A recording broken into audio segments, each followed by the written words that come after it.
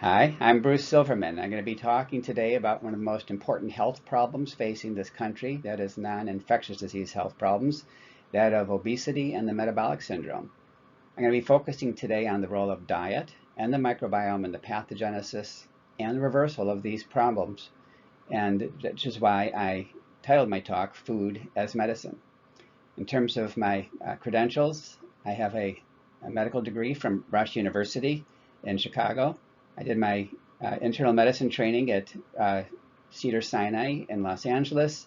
My fellowship in gastroenterology was at University of Washington. I've been practicing as a gastroenterologist for 33 years with gastroenterology associates in Olympia, Washington. Prior to attending medical school, I received a master's degree in human nutrition from Columbia University and never lost my passion for nutrition and the role that it plays in health processes, health and disease, and how we could use nutrition to combat disease and keep ourselves in a more healthy state. I continued to do research during my medical school training, and I was medical student researcher of the year according to the American Society for Clinical Nutrition, and even now continue to focus on how the things that we put into our body impact the outcome of our health. So today I'm going to be specifically focusing on the obesity epidemic. What caused it? What is so bad about it? And how do we go about fixing it? As for my disclosures, I have no personal financial conflicts of interest to report. I have also lost over 350 pounds. And I say that tongue-in-cheek, whereas truly I have been at one point pretty much overweight. The whole point of today's message that I hope you'll get out of my talk is that we should not be focusing on yo-yo dieting and weight per se. What we're really going to focus on is the actual disease process that we associate with obesity, which is the metabolic syndrome. In terms of learning objectives, what I hope you'll get out of my talk today, number one, what is the link of obesity to the metabolic syndrome? Number two, what is the initial anatomic defect that facilitates this transition? Number three, what specific dietary components counter this pathophysiologic transition, and how does it do so? Number four, what is the storehouse of gut-derived inflammation that is so important in the metabolic syndrome? And number five, what diet is associated with best long-term health outcome and why? In terms of the outline for my talk, we're going to start off with talking about epidemiology, because by understanding how we got to where we are now, we can better understand what is the underlying problem going on and how do we best address it. And in doing so, we're going to talk about the macroscopic causes. What are the big issues that led to the crisis that we're in? And then we're going to hone in down on the microscopic causes, or what we call the pathophysiology. What is the actual microscopic link that transitions simply being markedly overweight or obesity to the disease process of the metabolic syndrome? And we're going to close out with evidence-based recommendations of how we reverse this whole process.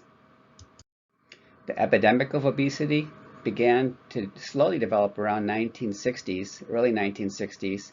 But between 1980 and 2010, the prevalence in this country of obesity more than tripled. By 2015 or so, more than 40% of the population of the United States adults have become what we consider to be medically obese. Sadly, this is not a problem limited to adulthood. In fact, it actually begins in childhood, so that by the time a child or a teenager in the years of age 12 to 19 years old, 20% of the population is now considered to be medically obese. As I'm going to be alluding to throughout this talk, obesity itself is not a disease. It is a medical categorization that is determined by an arbitrary calculation based on weight and height. It leads to a mathematical definition so that people who fall in a specific range based on the so-called body mass index are termed what we consider to be medically obese. The term obesity is useful as a surrogate marker because we use it to help try to clarify who are the people that have the true morbidity that we associate with obesity, which is the metabolic syndrome. The relative risk of having metabolic syndrome if you are obese is about 0.77 or 77%. That means there are people who are medically obese that do not necessarily have the metabolic syndrome, but it also means that there are people who are not obese who do have the metabolic syndrome. So what is the metabolic syndrome? I've referred to this several times already. Well, it's a disease process that is associated with increased central abdominal fat, or what we call visceral adipose tissue, which you might think of as a pot belly. It's associated with insulin resistance and tendency toward getting type 2 diabetes. It's associated with dyslipidemia. It's a medical term that means abnormalities involving cholesterol and the fats in your blood. So in terms of metabolic syndrome, it's associated with having low HDL, which is the good cholesterol, and high triglycerides, which are fats circulating in the blood, all of which are associated with tendency toward disease processes, and with hypertension or high blood pressure. So in terms of the metabolic syndrome, what we are concerned about is the morbidity that is associated with it. Morbidity means tendency to make us sick. Metabolic syndrome is a syndrome of low-grade chronic systemic inflammation. It means inflammation throughout our entire bodies. It is associated with impairment, including increased risk for myocardial infarction, which is heart attack, CVA, cerebrovascular accident, which means stroke, chronic renal failure, sleep apnea, polycystic ovary syndrome, depression, anxiety, and dementia, to name but some of the processes. It is associated with increased disability, which means increased numbers of days missed from work throughout the year, increased numbers of days spent in the hospital for any given diagnosis, regardless of why you were admitted to the hospital. Increased disability includes having to deal with back pain and joint pain, even if you're otherwise functional in society, having a job, not missing work. A lot of people who have metabolic syndrome have increased tendency toward arthritis and back pain. Increased risk for cancers, including liver cancer, kidney, breast, endometrial cancer, prostate cancer, and colon cancer, and it is a leading cause, or the leading cause, of premature mortality in this country, dying earlier than you otherwise would expect to die if you did not have the metabolic syndrome. In other words, metabolic syndrome is associated with increased risk for impairment regarding any part of our body, including diminished quality of life and risk for early death. As I will emphasize again and again, it is a disease of systemic, meaning whole body, inflammation. It is a disease in which no organ in our body is spared the consequences.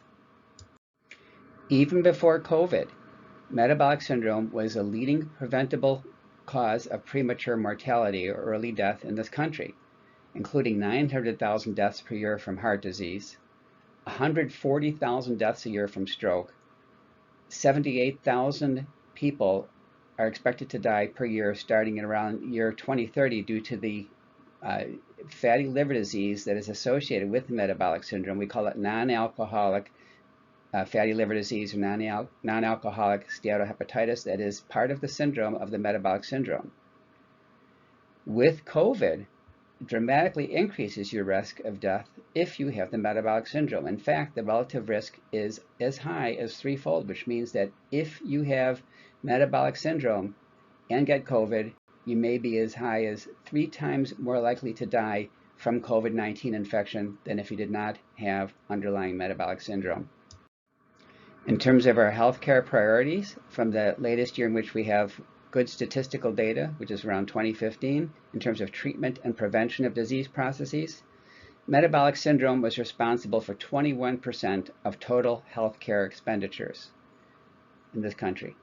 Total pharmaceutical expenditures in the country, $450 billion that year, and believe me, they're substantially higher than that now. Research into finding new drugs to combat disease processes, $60 billion, yet nutrition research and how do we prevent disease processes from developing to begin with, a paltry $1.5 billion that year. And furthermore, physical education averaged only $764 per year per school in the year 2015. As a direct result of metabolic syndrome, the United States, even before COVID, and here's a country that's technologically advanced, one of the most technologically and educationally advanced countries in the world. We were a paltry 46th in the world in terms of life expectancy, which placed us below Cuba and barely above Albania. We now have new data that have come out showing that the USA life expectancy has declined by a full year in this past year because of people having underlying metabolic syndrome and developing COVID, and that places us probably around somewhere between 56 and 60 in the world in terms of overall life expectancy. By understanding how this all came about, or the macro origins in terms of the development of obesity and metabolic syndrome in this country, we can better understand how do we best go about combating it. In terms of what led to this epidemic we are now facing, there are three causes we can focus on, which will help us better understand what the issue is that we have to face. It has to do with what we don't do, what we do eat, and what we don't eat. In terms of what we don't do, as I mentioned earlier, the tendency toward increasing obesity began pretty much in the early 1960s. It was associated with diminished physical activity. We became increasingly sedentary. Physical activities were replaced by machines, required decreasing amounts of manual labor, by people relying more on their automobiles or cars. So instead of walking or biking, people drove everywhere, even if you had to just go a couple blocks away. In terms of sitting sedentarily before a television set, even before COVID, people began sitting in front, having a TV running in their households an average of 8 hours per day. And as you know, we spend a lot more time just sitting in front of our computers, as you're doing right now. Because of our increasingly sedentary lifestyle, the amount of energy expenditure as measured in calories, which is the medical term for energy, we have had a linear decline in the amount of energy expenditure since 1960. And that's important because if you think of what is fat or the excess weight on our body, it has to do with the net balance between how much calories are we taking in, how much energy are we taking in, and how much energy are we burning up. So if you take in more energy than you are burning up, then you are going to put on more weight onto your body. But in terms of the energy balance, not burning up as much energy throughout the day is actually only a small part of it. Because what's actually even more important is that since 1960, and especially since 1980 onward, we have begun to take in substantially increased amounts of energy. And that has to do with the advent of increasing access to processed and fast foods. Okay, so I've talked about why are we having an increased tendency to put on increasing amounts of weight. In other words, why we are becoming having more tendency to become obese. But I also mentioned that the real disease process that we're worried about is the metabolic syndrome. And the real question is what pivots, whether we are simply markedly overweight or whether we get the metabolic syndrome. And to prepare for this talk, I have read over 600 papers, and my wife can attest to that if you were to see what's all the stacks and stacks of papers around my study and bins filled with papers. I've been to multiple conferences, and if you read through these papers and look at the conclusions that many people have come up with, you see that there's sometimes conflicts in terms of what the focus of information or the guidance that's given. But if you take all of the data together and plot it as a scatter plot of data, what you find is that a very clear picture comes to emerge in terms of what is really going on here. Overwhelming data support that metabolic syndrome is indeed a meta-inflammatory state of inflammation throughout our body, and that diet in particular, what we eat and what we don't eat, is what is central to the inflammation that is associated with development of the metabolic syndrome. In order to understand how our diet has changed, it is important to understand the drivers.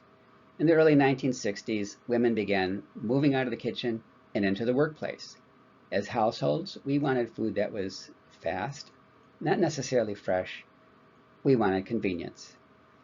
Prep time in 1960 for meals was over 2 hours per day per household, and this included a lot of time in chopping and preparing fresh ingredients. By 2015, this dropped down to just 37 minutes per day for all meal preparation in a household, and that included time for preparing food, serving the food, and cleanup of the food. Businesses have been very willing to accommodate, and they've done that by placing additives into foods, additives that increase the storage life of food so you could keep it on the shelf and have it readily available whenever you want it. But they've also put in additives that increase consumption so they could sell more of it.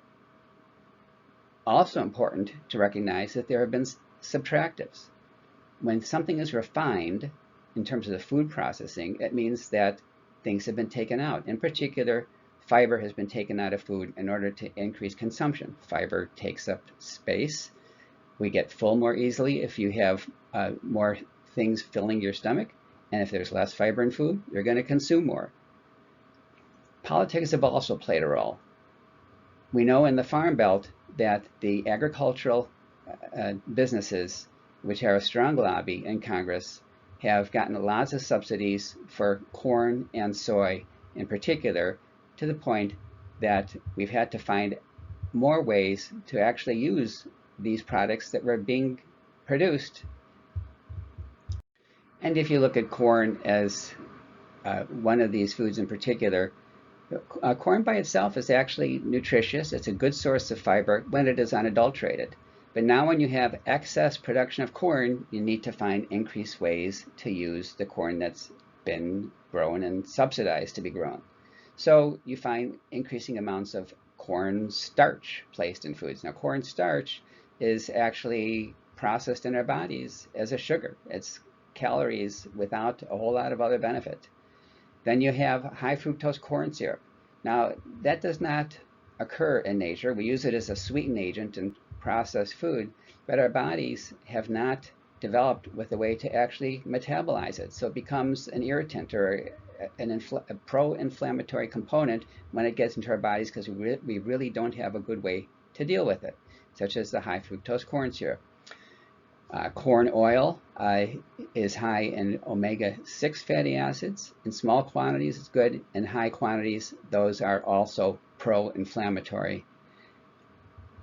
Also, in terms of cattle feed. Now, if you think of it, cattle are ruminants. That is, that they graze on hay and grasses and things that are high in cellulose. And they do that because they have rumen that they chew, they swallow, things get into the rumen, and they have specific types of bacteria that are able to break down the cellulose and release the other nutrient components to make it available for their bodies.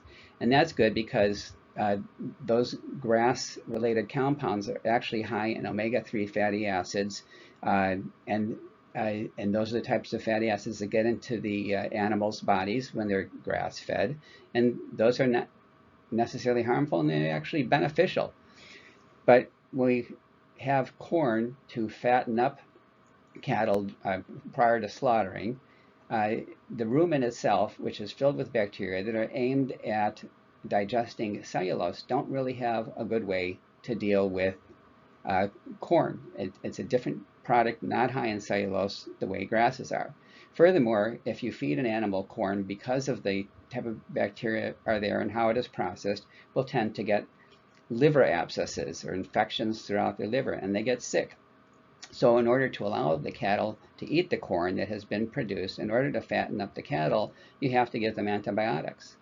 When you give the cattle antibiotics, it changes the microbiome, or the types of bacteria that are living there, and it also changes the end product. So whereas I mentioned earlier, the bacteria are important for the breakdown of food and for the components that are produced from the things that the cows eat, you change the substrate or the source of the feed that you're giving to the cattle. Instead of grass, you're giving corn, and now you change the microbiome or the bacteria that are metabolizing it, you have different end products. So now you, instead of having high omega-3 fatty acids, you have very low omega-3 fatty acids, and instead you end up having a lot more highly saturated fats, which are pro-inflammatory.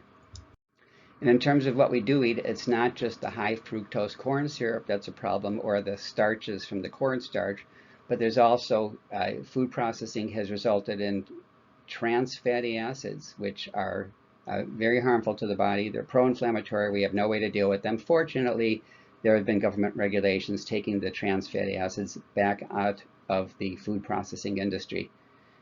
But they're still preservatives, emulsifiers, pesticides, herbicides, antibiotics, all of which have been shown to be harmful in various ways.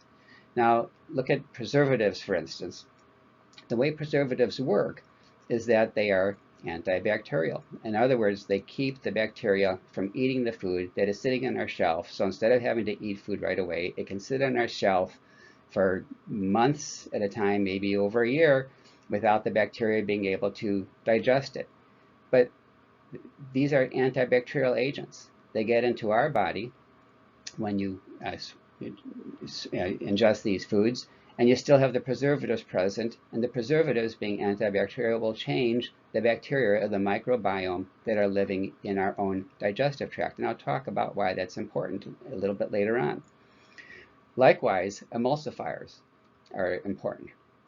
As an example, emulsifiers, what they do is they dissolve the fats into the liquid layer of foods so that they can sit on a shelf without separating out. So you don't have fatty stuff floating on the layer of liquids that have been sitting, when things have been sitting on the shelves for months at a time. The way they accomplish this is that emulsifiers are actually soaps or detergents. They dissolve the fats into the liquid layer, and they keep things as homogenized component. The reason why that's important to know is that when emulsifiers get into our body, the walls that line our digestive tract also have a lot of lipids or fats in them. And now you start introducing soaps or detergents that get to the cells that are lining our digestive tract. You start emulsifying them. You break down and damage the cells that are lining our digestive tract, which is a pro-inflammatory step. So those are issues with what has been added to foods that may be resulting in promoting the inflammatory process that we associate with metabolic syndrome. What's equally important is what we're not eating. What is missing from the food? And as I mentioned earlier, when you have refined foods, that essentially means that fiber has been removed. So now you have white flour instead of whole grain flour. You have white rice instead of brown rice. And breakfast cereals are also examples of refined foods. We're also eating a lot less fruits and vegetables in general. The absence of dietary fiber is actually quite central to the development of the metabolic syndrome. What is fiber? It is what we call a complex carbohydrate that is not digested in the small intestine and therefore finds its way into the large intestine or the colon. The sources of dietary fiber include such foods as whole grains, brown rice, legumes, beans, vegetables, fruits, seeds, and nuts. And what are the benefits of fiber? First, because it's not digestible, it has no calories, it makes us get full, which is a process we refer to as volumetrics. You put more volume in your stomach, you're less likely to overeat, and it helps us eat less calories. It's also important in waste transit, which is helpful in toxin elimination. But the most important point I want you to get out of my talk today is that fiber, dietary fiber, is an essential substrate for the gut microbiome to produce a short-chain fatty acid, a chemical that's called butyrate. And that is the key to blocking the inflammatory process or the inflammation that is inherent in the development of the metabolic syndrome. So I mentioned the small intestine and the large intestine or the colon, so let's first review the basic anatomy. Normally when you eat, you put things in your mouth, you chew, you swallow, things go down into your esophagus, into your stomach. The stomach grinds things up grinds things up further and passes a small increment at a time into the small intestine, which comes immediately after the stomach. And the small intestine is where digestion occurs. That is, food is broken down into its nutrient components. The nutrients are released from the foods that we're eating, and that's with the help of different dietary and digestive enzymes in our body that come from the pancreas, from saliva, or whatever. And when those nutrients are liberated from the food, they get absorbed into our bodies, which includes all of the needed fats, the carbohydrates, the proteins, the vitamins, the minerals. Almost everything that we need to get absorbed into our body for health purposes is absorbed in the small intestine. What's left over then gets passed into the colon or the large intestine. The colon, however, the colon does act as a trash compactor because what gets passed into the colon or large intestine is very liquid, and the colon does truly compact things. It turns liquid waste into solid waste, but that's just one of its many functions. This is an important function because it keeps us from getting dehydrated and allows us to absorb more water back into the body and have some control of elimination of waste products. But what's most important to recognize is that the colon is the home to the gut microbiome. Those are the bacteria and all the organisms that live there. And those microbiome, that microbiome has many different functions that are very important, including an important relationship with fiber. You've heard me refer to the word microbiome several times already. So what is the microbiome? The microbiome is the combined microorganisms with genetic material in any particular environment, such as bacteria, archaea, fungi, viruses, and protozoa. And in our bodies, the colon is the largest reservoir of the microbiome. There are over 100 trillion microbes that live in our colon, which is 10 to 100 times the number of human cells in our bodies. And I like to tell my patients we are actually only 1% human. There are over 1,000 different bacterial species that live in our colon, and this is important because variety and diversity are actually important because of the way the species interact with each other. Microbiome metabolites have lots of different functions. They're not just bacteria that happen to be sitting there. They actually give off products of their own that get into our body and regulate many aspects of our total body function. And if you think of it, we have evolved symbiotically in a septic environment. What that means is bacteria were on this planet long before there were humans, and the only reason that humans were allowed to evolve and become what we are today is because the bacteria have allowed us to do so. And they do that because they derive some benefits that help them in the human body, and in return they allow us to survive in a way that allows them to do what they need to do for themselves. If bacteria did not want us to be here, we would not have evolved as a species.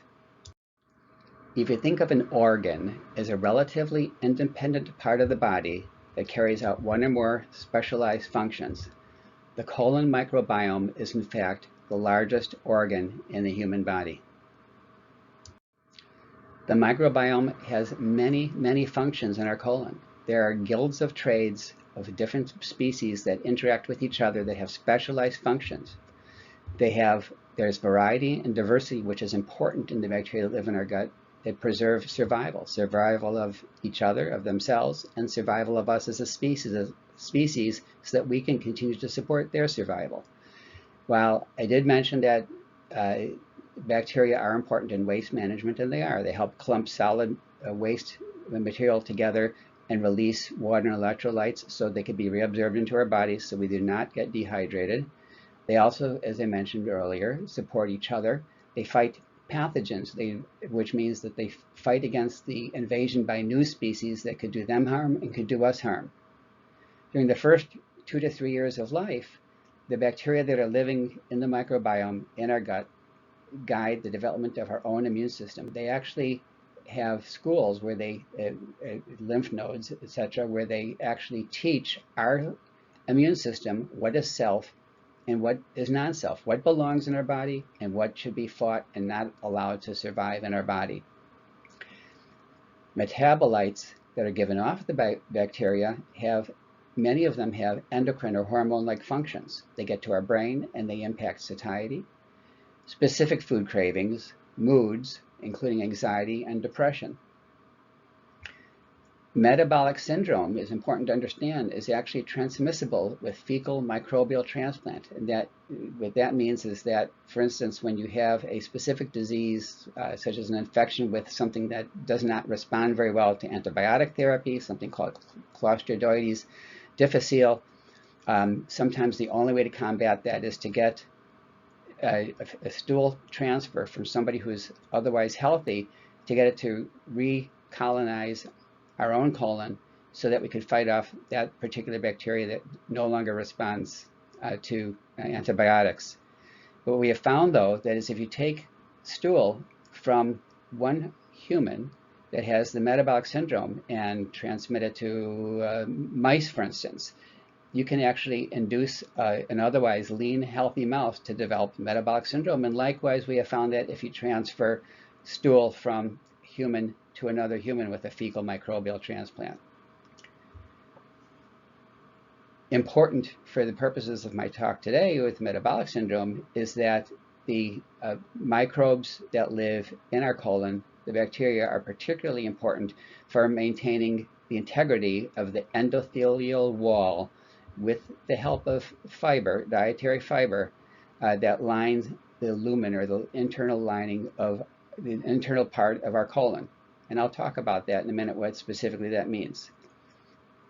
What we do, in order to understand why this is important, it is important to realize that bacteria, no matter how important they are and all of the different functions that they have in our body, you have 100 trillion bacteria living in our colon, in the lumen or the internal portion of the colon at any given time. And if you have 100 trillion of something, millions of them, billions, are going to die every day just from natural causes or whatever.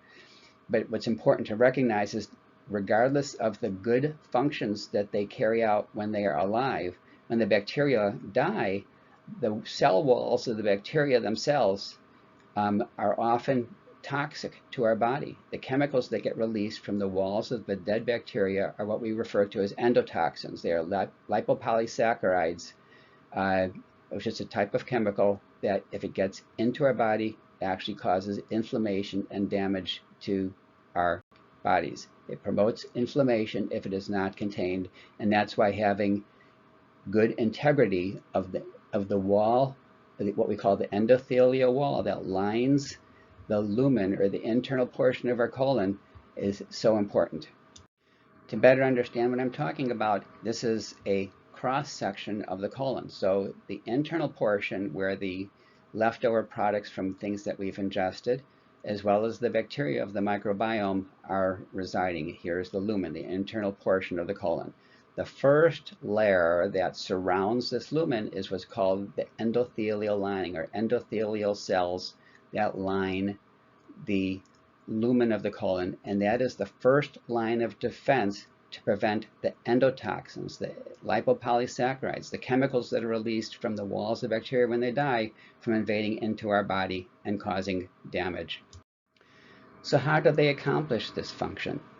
Well, this is an electron microscopic view of what two endothelial cells next to each other that are surrounding the lumen. If you imagine the lumen up here, that contains the bacteria, the leftover products from digestion, and then here are the endothelial cells that are surrounding that lumen. Between any two endothelial cells, they have a cellophane-like wall between them that we refer to as tight junctions. Now, tight junctions are important because they prevent any of the byproducts from the breakdown of the cell walls of bacteria from seeping through between the endothelial cells and getting down to below the cells, closer to getting inside our body through what we call the lamina propria and the submucosa. And here's a more stepped back image of what's going on. Now here is the lumen. It has the bacteria that have the leftover food products, the products from food digestion. Here are the endothelial cells. Here's below the cells, getting closer to the inside of our body, what's called the lamina propria and the submucosa. And I mentioned that between any two endothelial cells, there's this cellophane-like wall that prevents the lipopolysaccharides or the endotoxins from seeping through and getting down into our body. So what's important to understand is that these endothelial cells that line the lumen of the colon have a very specific food requirement. In order for them to survive and be healthy, they actually require the short-chain fatty acid, the chemical called butyrate, as their primary source of energy supply. And again, butyrate, the short-chain fatty acid, is produced by bacteria in the colon, in the lumen of the colon, fermenting leftover complex carbohydrates that we refer to as dietary fiber.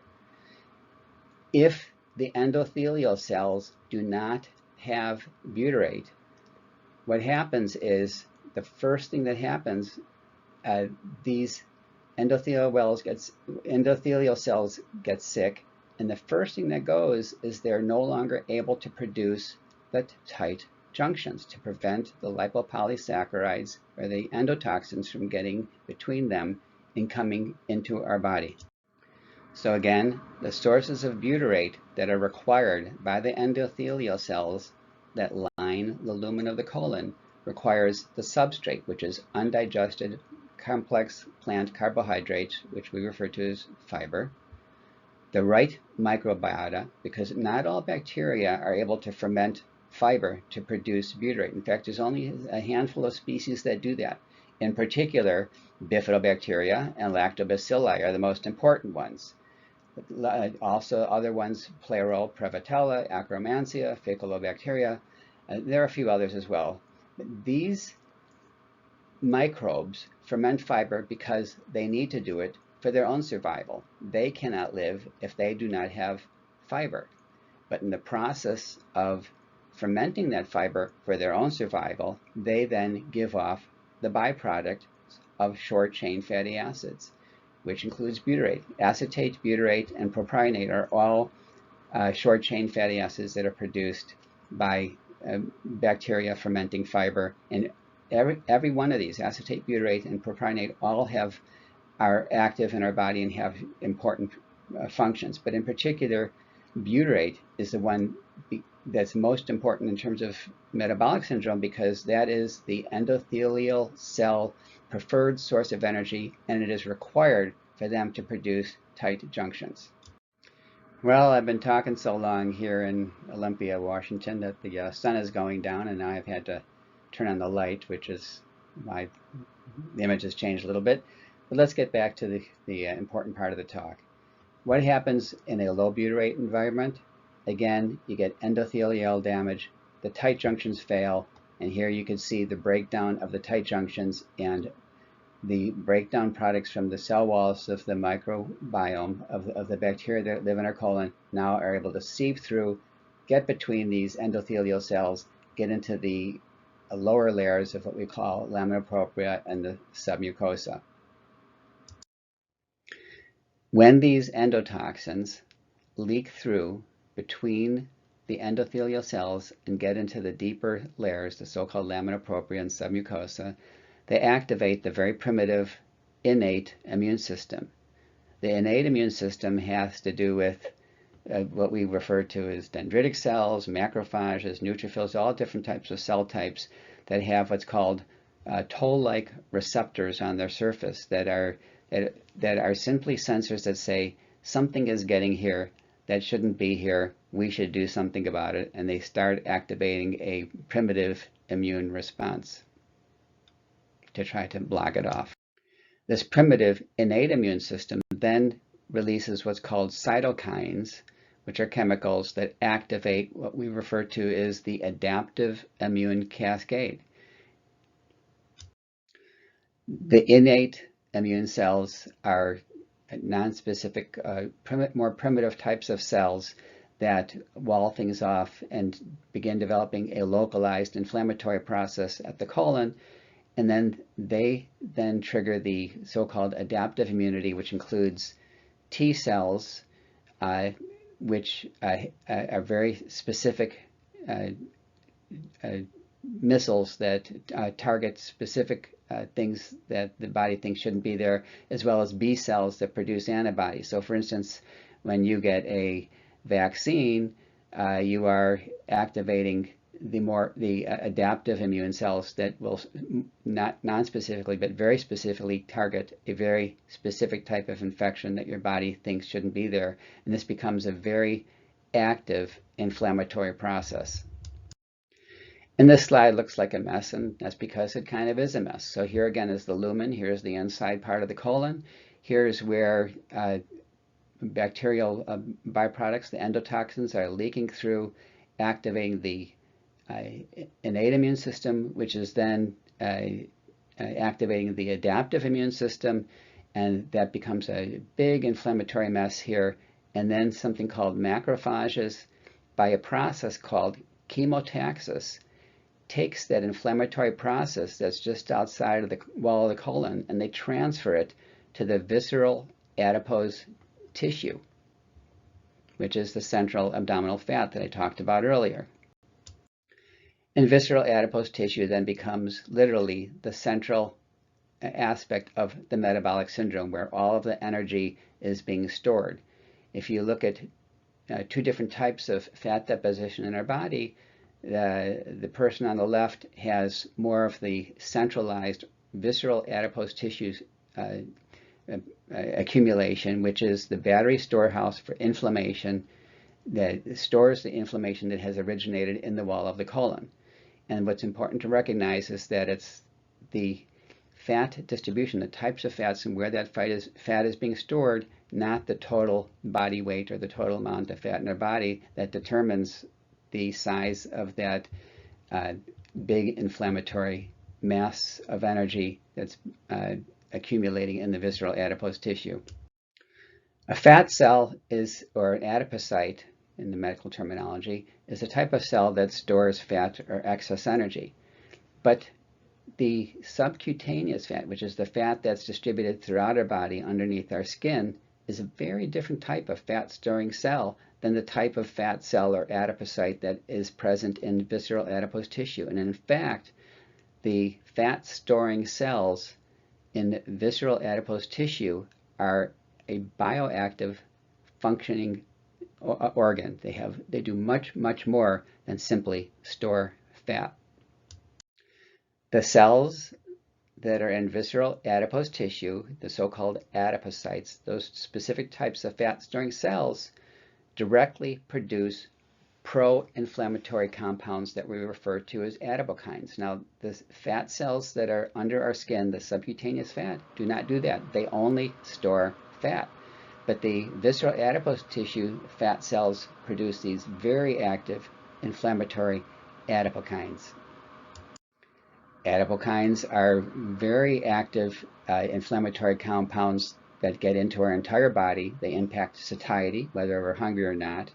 They impact the metabolic rate and our total body metabolism, and for instance, whether we have a tendency toward getting diabetes or develop insulin resistance. And they promote systemic or total body-wide inflammation. And here you can see there are many compounds that are produced by these fat cells. These so-called adipokines are all these different chemical compounds that get into our entire body, promoting this whole inflammatory process. But visceral adipose tissue is more than just pro-inflammatory fat cells. In addition to the fat cells producing adipokines, all kinds of inflammatory cells come to take home in the visceral adipose tissue as well. This does not occur in the other types of fat cells that are in the rest of your body. The visceral adipose tissue is storing macrophages, natural killer cells, CD4 and CD8 T cells, neutrophils, all kinds of inflammatory cells. These inflammatory cells produce what we call cytokines. The visceral adipose tissue fat-storing cells produce adipokines. Together, all of these compounds are getting into our body and promoting inflammation throughout our entire body.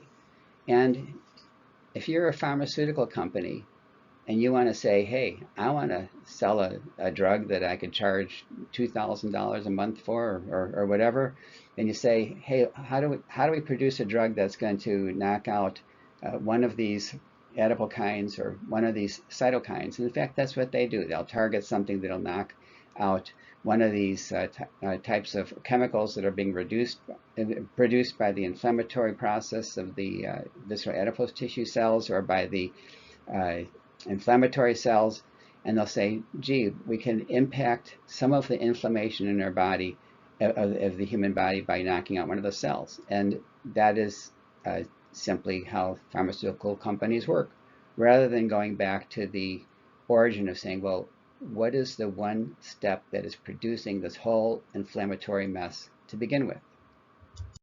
And I refer to inflammation as kind of an abstract process, but in terms of what it really means, this is an example of an artery.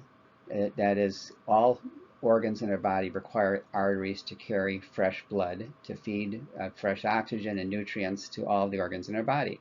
And if you look at the top part of the picture, that is the lumen of the artery, where the red blood cells are carrying nutrients and oxygen are moving through. And the middle section is the wall of the artery that is now being inundated with inflammation. And you start getting inflammation in the wall of this artery, and you look at the upper right with that yellow area, that's what we call lipid-rich necrotic core, and that the inflammation is promoting damage to the wall of the artery, so that it is causing breakthrough, getting into the lumen, and causing increasing narrowing of the lumen of the artery, diminishing the ability of blood to flow through that artery. When you have diminished blood flow through the arteries going to all of the organs in our body as a result of systemic inflammation, that is what leads to systemic end organ damage, whether it's kidney, the heart, the brain, etc. Now, the whole process sounds somewhat complicated, yet it's actually pretty simple. What happens is you don't have butyrate production because you have the wrong bacteria. You don't have the fiber for the bacteria to ferment. That leads to the breakdown of the tight junctions between the cells. Endotoxin then leaks inward. That sets off a whole cascade of processes that causes inflammation that becomes systemic-wide, body-wide, and visceral adipose tissue becomes the storehouse of that whole inflammatory process. So that systemic inflammatory process that we've been talking about is essentially the metabolic syndrome. So how do we mitigate the metabolic syndrome? Well, it's fairly straightforward, and these are evidence-based recommendations based on scientific data that have been accumulated from many, many studies that corroborate each other. One would ordinarily think, well, let's reduce the size of the battery pack of the visceral adipose tissue as the first thing that we should target. Well, in some conceptual way that seems to make sense. And in fact, studies have shown that if you do drop your body weight, you do reduce the output of adipokine activity. And any weight loss diet is able to accomplish that. In fact, just a 5 to 10% drop in weight causes measurable changes in fasting blood sugar, triglyceride levels, which are the fats, the LDL to HDL ratio of cholesterol, that is the bad cholesterol to the good cholesterol, the C-reactive protein, which is a marker of inflammation throughout our body, and liver function tests. Now, as I mentioned earlier, non-alcoholic fatty liver disease, which is going to be the cause of many, many deaths as a result of metabolic syndrome. One of the ways to measure whether somebody has fatty liver disease with metabolic syndrome is through liver function tests and that are blood tests, and you can actually show improvement with weight loss. And in fact, there are 38 popularized at least, named diets that demonstrate within 3 to 6 months, they have all studies to show that these particular diets, any one of them, will result in improvements of all of those functions discussed above on a temporary basis. And what differs from these different diets is the components of the foods that are reduced. So for instance, one diet will say, don't eat any fats. Another diet will say, well, don't eat any carbohydrates. Or another one will say, well, only eat these types of fats or only these types of carbohydrates. And some of them will say, well, you can eat whatever the heck you want as long as it fits into this little plastic pouch so that you restrict the total number of calories you're taking in, because you won't eat anything beside these little packets or pouches we're giving you, or prepackaged foods. And all of these diets are similarly quite effective in the short term. The problem with any one of these short-term weight loss diets is sustainability and durability. And again, that is the problem with any rapid weight loss diet, is all of them have difficulties in sustainability and durability. And in fact, rapid weight loss diets simply do not work in the long term. In fact, 90% of people who go on a short-term weight loss diet, depending on how long you stay on it, if you're not even able to stay on it for a year or a year and a half or 2 years, by 3 to 5 years, 90% of people who have been on a rapid weight loss diet weigh at least as much as they did before they went on the diet. More worrisome is the fact that more than half of people who have gone on a rapid weight loss diet will weigh more, usually much more than they did at 3 to 5 years from the time they initiated this diet. And when this happens, metabolic syndrome returns with a vengeance. One issue with rapid weight loss diets is that they are not sustainable. They feel monotonous and they feel punitive. And when you talk about something that's monotonous or punitive, then you get the gut-brain axis involved. So you activate the psychological center in the brain, in the frontal lobe, that deals with punishment and reward. Hey, I have put up with this and punished myself and deprived myself. I'm not going to put up with this. In fact, I deserve to reward myself for all of the pain and suffering that I've been through. The other issue is endocrinologically or hormonally, which is when you go on a rapid weight loss diet, the stomach, the wall of the stomach, begins to produce more of a hormone that's called ghrelin, which is the hunger hormone, and this gets into the hypothalamus, which is part of the brain that says, I need to eat more. The net result is, after you've been on a rapid weight loss diet, we have a tendency to want to consume more than 100 calories per day than we did before we ever went on the diet. But that's only a small part of it. What's actually much more important in terms of why rapid weight loss diets are not durable has to do with a process that's called adaptive thermogenesis. What this means is that with just 10% weight loss that occurs over 12 to 20 weeks, what happens is basal metabolism, or your resting energy expenditure, falls by up to 35%, or 400 calories per day, and that starts at week 4. Resting energy expenditure, what does that mean? So even if you do nothing but sit in a chair or lie in your bed the entire day, organs in your body are continuing to function and do basic things. Your heart, the muscles of your body, the liver, the kidneys, they're all working, and they all have to burn a certain amount of energy to produce their regular routine functions. But what happens now is, so if you do no energy expenditure other than lying in bed, that's what's called the resting energy expenditure, and that's what drops by more than 35%, by up to 35%, starting at week 4 of going on a rapid weight loss diet. How does it come about? Well, 25% of this has to do with the fact that you've lost some lean body mass. Any rapid weight loss diet, even if they say they protect muscle, all of them result in some loss of lean body mass. And that's important because muscle tissue is one of the most active parts of your body, even when it's not doing much other than just supporting your body weight while you're lying in bed or sitting in a chair. But that's only 25%. 75% of adaptive thermogenesis are by unknown mechanisms. We don't know why that happens. We do know that adaptive thermogenesis persists for up to 3 years after going on a rapid weight loss diet. So what that means is that even if you don't eat 100 calories more per day, which is what your brain would tell you to do after being on a rapid weight loss diet, but just go back to your normal, quote unquote, eating pattern, what you were on before you went on this diet, weight gain is inevitable.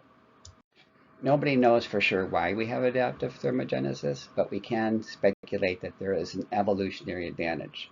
So we do know that in the early days of human civilization, you might have an animal kill and be able to eat on that for days or even weeks at a time. But then there might be very long periods of time when you have real inadequate calories available, hunter-gatherer, and you have to rely on the energy that you've already stored in your body.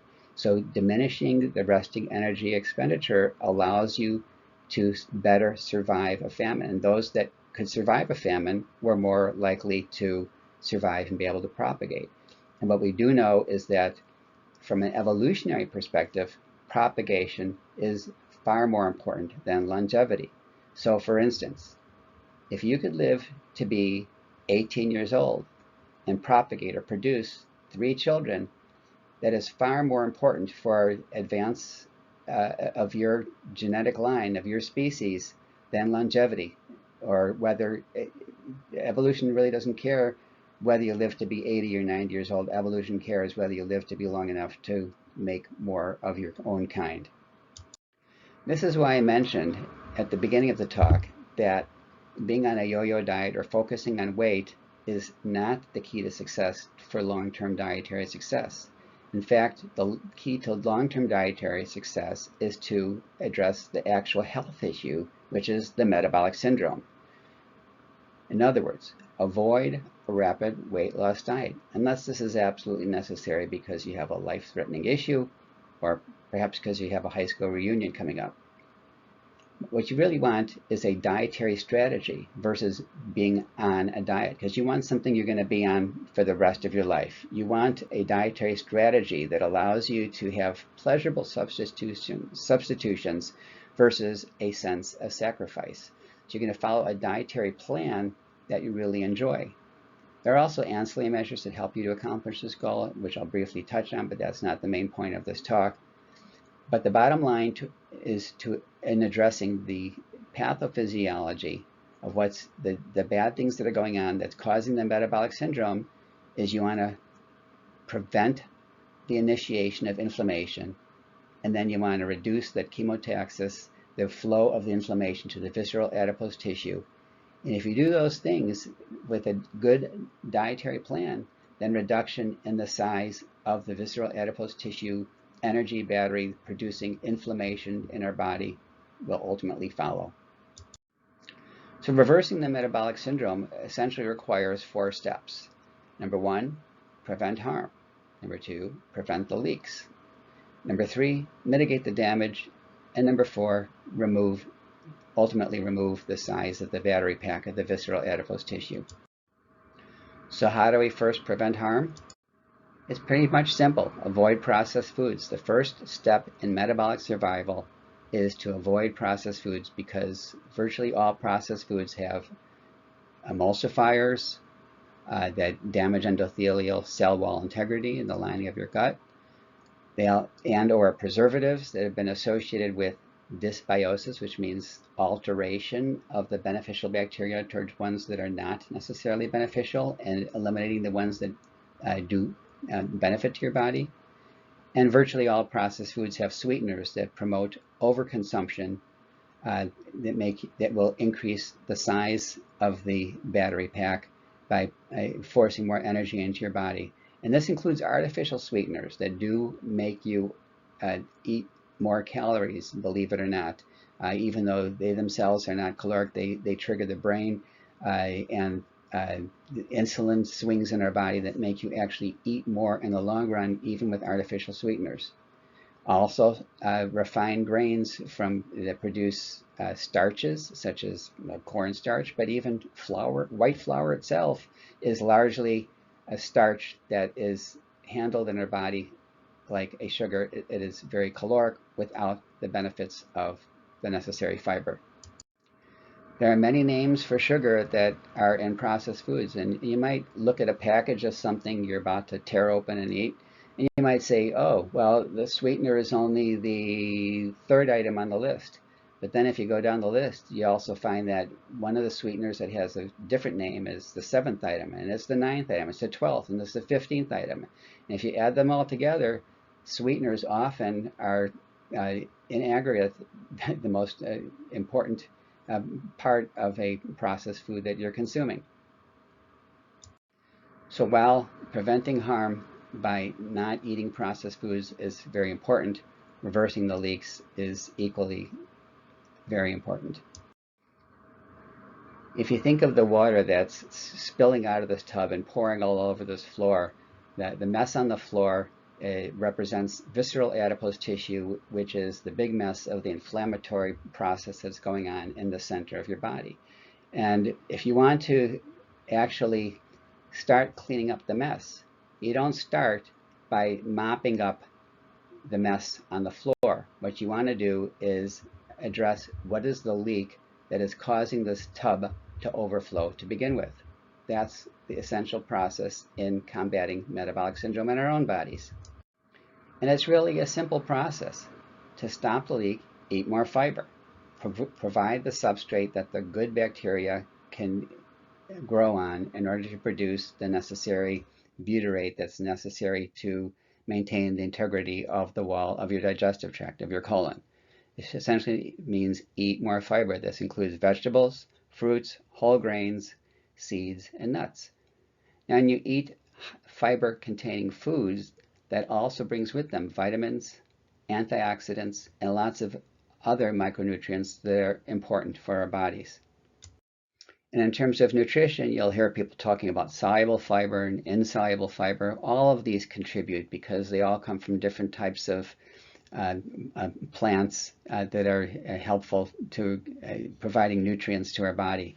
So this includes legumes, grains, fruits, vegetables. And on a practical level, I just advise patients, eat salad at least once a day, preferably twice a day. There's no reason why a good salad, you could have the protein in there. It couldn't be your lunch for the day. Eat vegetables at least twice a day, and I'm being conservative here, but eat the rainbow because, again, different types of vegetables will provide different micronutrients that are important for our body. Eat beans, legumes, and fruits. And I say eating beans, I don't mean necessarily eating refried beans that are full of lard that you get at a Mexican restaurant. Whole beans are definitely going to be much more healthy. Eat whole grains. Choose brown versus white. Avoid processed foods in general. Things are better if they do not come out of a package, including a fast food bag package. And I mentioned the importance of fiber as a substrate, but you also need the right kinds of bacteria. So is there a role for taking a probiotic to give you the right kind of bacteria to produce the necessary butyrate?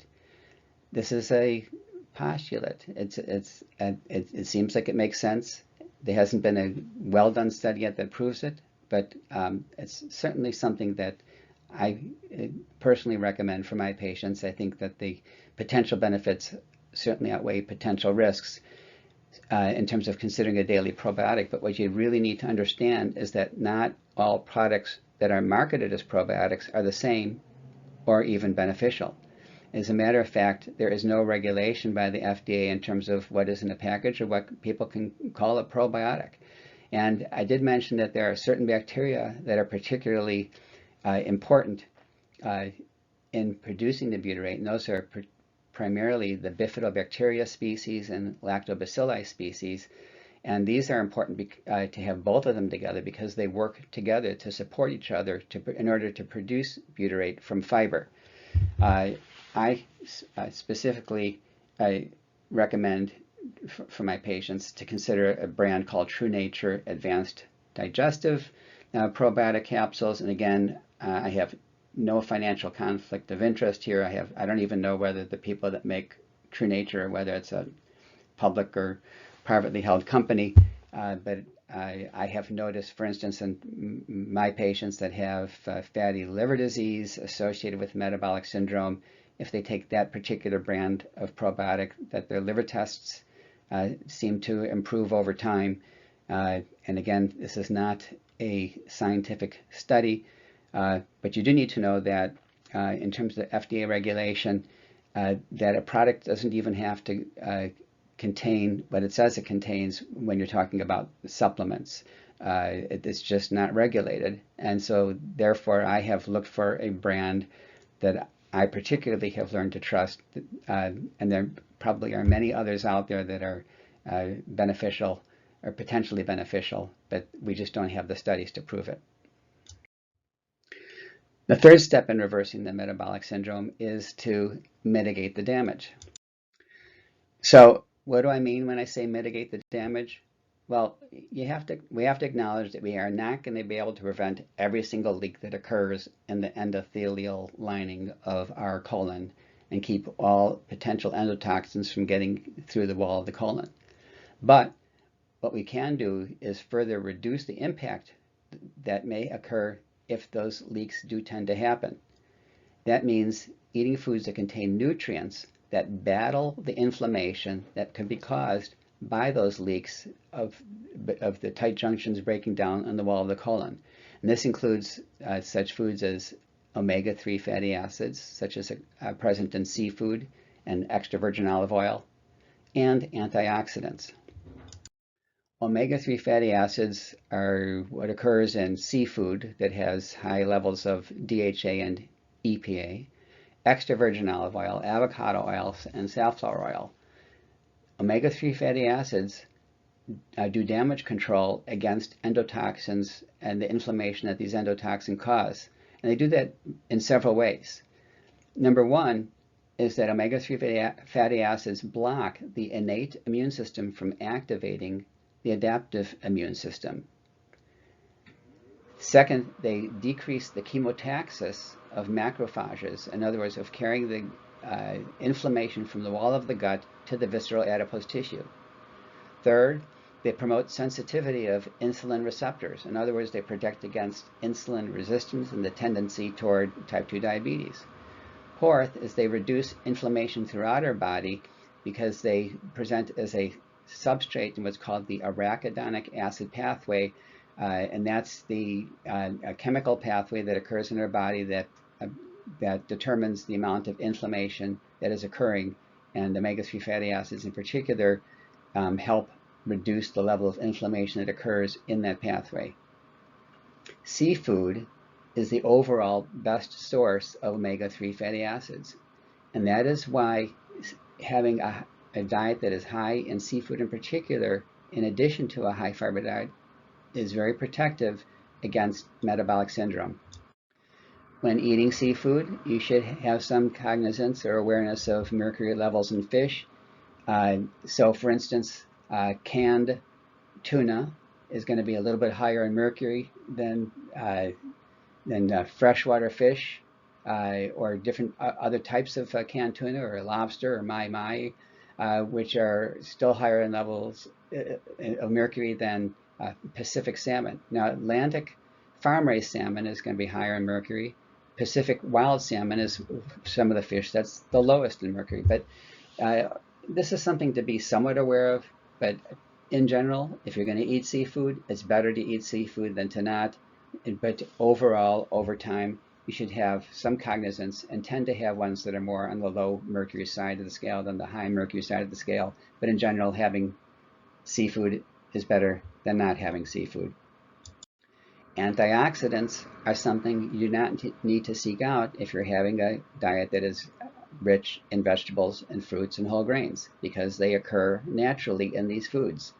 Antioxidants further reduce inflammation because they bind what's called free radicals. Free radicals are the end process of inflammation. There are these ragged little pieces on the end of chemicals that rip around the insides of cells and cause a lot of damage. What antioxidants do is they actually bind up and cover up those ragged edges and help to limit the amount of damage that can be caused by these end products of the inflammatory process. And if you're going to eat red meat, then you should favor meat that is grass-fed and finished in grass rather than corn-fed meat. And I already discussed that earlier in the talk, so I don't need to go over that again.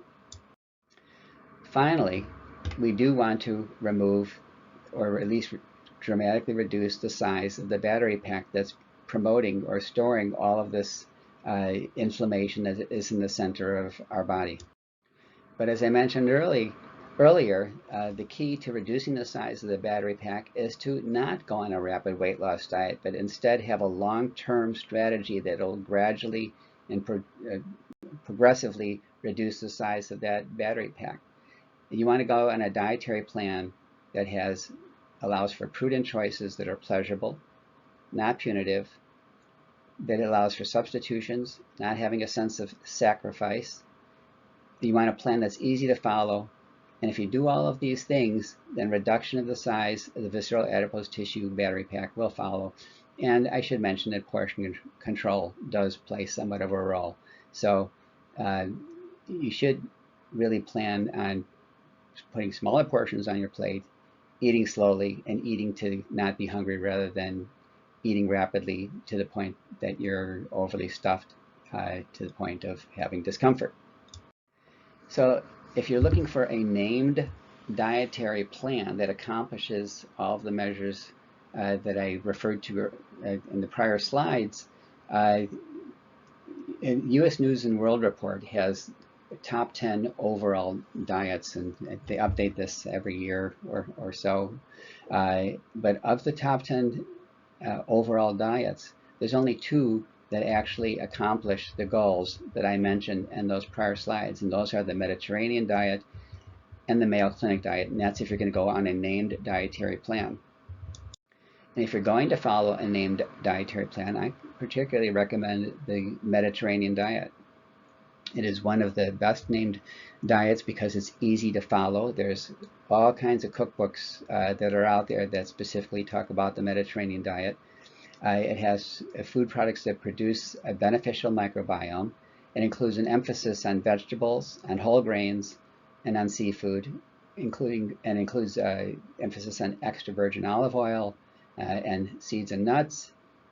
The caveat is, even if you're going to follow a Mediterranean diet, don't try to justify eating processed foods like pepperoni and say, well, that's Mediterranean, because pepperoni is a processed food. It does more harm than good when used in your diet.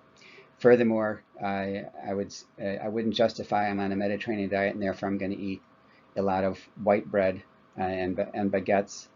They may be delicious, but they have a lot of refined carbohydrates that act as sugars in your body and are caloric and promote the cycle of triggering insulin release, which if you eat too much sweets, insulin release causes the blood sugar to drop, which makes you more hungry, which makes you tend to eat more.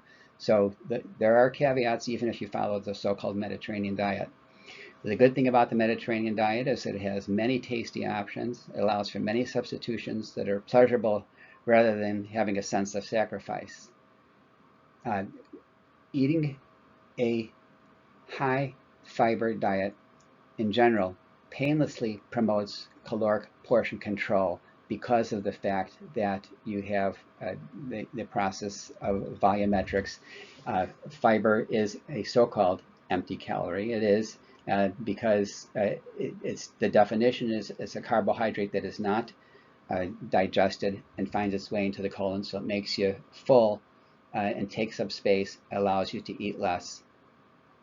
Mediterranean diet in general, there have been many studies that have proven that people who are on a Mediterranean diet have significantly reduced markers of inflammation, even in the absence of weight loss over time, simply making those dietary choices. But as I alluded to, the best diet does not necessarily need to be a named diet. So for instance, Japan has some of the highest life expectancy in the world, and we believe it has to do with the fact that there's a lot of seafood in the Japanese diet. So the best dietary advice in general is have lots of fiber, which primarily should be emphasized vegetables more than any other source of fiber. Have lots of seafood. I guess there's an issue if you're vegetarian, but in general, lots of seafood. Avoid processed foods, and the bottom line is eat real food. Michael Pollan would say eat food, not too much, and mostly plants. When I say eat real food, I mean avoid processed foods. You want to avoid foods that have preservatives, emulsifiers, sweeteners, and food that is refined, which means the fiber has been taken out. You want to eat food that is higher in fiber, vegetables of various colors. These also provide antioxidants, micronutrients, and vitamins. Eat salads at least once a day. Fresh fruit in moderation, because lots of fruits are actually pretty high in sugar. But there's no limits to some fruits, and you might want to look that up. But in particular, I do know that blueberries, grapes, apples, and tomatoes are low in sugars, and you do not need to necessarily reduce your intake of those. If you're going to have grains, they should be whole and unrefined grains. Legumes, beans, again, avoid the refritos, the refried beans that have lard added. Lentils, flaxseed. Seafood at least twice weekly, and I say 3 times weekly. Do be mindful of the amount of mercury that is in seafood, but don't let that limit. Say I'm not going to have this tuna because some tuna has higher mercury, but in general tend toward ones that are lower in mercury overall. Red meat intake should be limited. In particular, if you're going to have red meat, have 100% grass-fed in moderation. Seeds and nuts should be limited to 30 grams a day. They're very healthy, but they are calorically dense. If you're going to do something with low heat, such as salad dressing, use extra virgin olive oil. For high heat that requires cooking foods at very high temperature, use avocado oil, because the extra virgin olive oil will break down over time in high heat. Avocado oil, omega-3 fatty acids will not. Red wine is an antioxidant, shouldn't exceed 2 glasses a day, and I'm not going to advise you to start drinking if you don't already do so. And if you follow all of the above, we're still faced with daily confounders. Why is it that even the best dietary plans fail? And that has to do with several issues. Number one is social milieu. You're with friends. They're often well-meaning. Food is sociable. Have this cake or these cookies that I made or this bread I baked, and you have a hard time saying no to your friends when they're trying to give you something that's important to them and important for them to be sharing with you. It's tough. Any kind of dietary plan does take some level of consciousness and some level of effort. Alcohol in moderation, because alcohol, you do need to be aware, causes disinhibition. You have too much alcohol, you say to heck with it, I'm going to eat whatever the hell I want. I'll eat a bag of Cheetos or whatever. The other thing about alcohol is that it actually directly gets into the brain and activates the hunger center in the brain. So the higher the level of your blood alcohol, the more likely you are to overeat and start consuming excess calories. Then there's the issue with seafood, and that's SEE food with your eyes. Things are right there in front of you, and then you have your hand putting in your mouth before you even have a chance to say, hold on there. Then there's also hidden ingredients and things that you eat where you wouldn't suspect it, that do have the sugar, the preservatives, the emulsifiers, antibiotics, and herbicides. And finally, there's the issue with family history. You can't change your genes, and there are some people who follow the best dietary advice and may still, because of their genetic inheritance, end up having very high cholesterol, metabolic syndrome, and if they don't get medical treatment, can have a heart attack by the time they're 50 years old or younger. In terms of seafood, why is it that if you want to buy a stapler, a pad of paper, and some pencil erasers, and you go to the checkout line, you're confronted with all of these sweets tempting you where you're forced to stand while you're waiting to get to the cash register. And finally, outside the scope of this talk, but I will briefly mention, there are ancillary measures that help with reversing the metabolic syndrome in addition to the dietary measures that I discussed above. Ancillary measures are very important, but they're the subject of other talks, which would include increased physical activity, getting good sleep hygiene with a good sleep-wake cycle, reducing stress, and having coaching. We do know, just very briefly, that any body movement reduces your risk for coronary artery disease, heart disease, regardless of your body weight. High-intensity exercise training, interval training, improves metabolic energy expenditure, raises your resting energy expenditure rate, and promotes reduction in total body fat.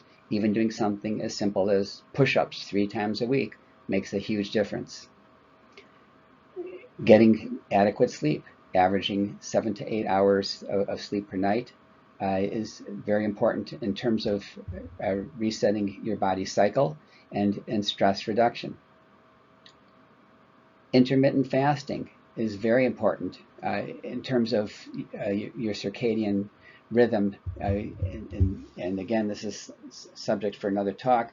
This has been well documented. There's been a great review articles recently in the New England Journal of Medicine about this, and that you should try to go 14 to 16 hours a day without putting any calories into your body, and it has to do with the circadian rhythm of how your whole inflammatory process works. Again, just briefly, we do know that the inflammatory process in your body, in some ways, some inflammation is important because there are cells throughout your body that are dying because of they've reached their life capacity because of exposure to things that are in cosmic rays or whatever, and the inflammatory process is helpful in cleaning up the damaged cells from your body. But we also know that you want the inflammatory process itself then to go away, to be cleaned up. And what has been found is that during the fasting hours, the inflammatory process from cleaning up the debris is able to get cleared away, and that's why going through for 14 to 16 hours a day, such as 8 p.m. to noon without any caloric intake, does seem to be important for many aspects of health, including brain function, fighting off dementia, and metabolic syndrome. I've already said more than I intended to say for the scope of this talk. Stress reduction, mindfulness, yoga, meditation are helpful for reducing inflammation, and coaching and getting support markedly improves long-term outcomes. So some people swear by a phone app called Noom. I've never used it. Something called PlateJoy, P-L-A-T-E-J-O-Y, is apparently very helpful in meal planning. If you say you want to find a diet that's Mediterranean, that's high fiber, or whatever, apparently that phone program called PlateJoy is very helpful for people. Something having, in terms of coaching or support, simply having supportive friends, people who aren't on the same page with you. They're going to say, I'm going to be with you and help you through, because I support you and I want to do this for myself. That's very helpful in terms of having long-term improved outcome with your attempt to reverse the metabolic syndrome. Punchline for my talk today is pretty simple. Have more fiber in your diet. Support a healthy microbiome. Stop taking into your body processed foods. Eat more seafood. Then you have the ancillary measures, which are again subject for another talk, which might include the circadian rhythm of intermittent fasting, or the clock also might refer to simply taking your time when you eat. Have some portion control. Don't scarf down everything you could eat in 5 minutes, but take 20 minutes with smaller portions on your plate and enjoy your meal and eat less of it. Physical activity with high intensity interval training, better sleep hygiene, yoga or meditation or some kind of mindfulness, and having coaching are all important. In terms of the specific learning objectives of what I hope you got out of my talk today, Number one, what is the link of obesity to the metabolic syndrome? It's inflammation. Number two, what is the initial anatomic defect that facilitates this transition? It's the breakdown of colon endothelial tight junctions.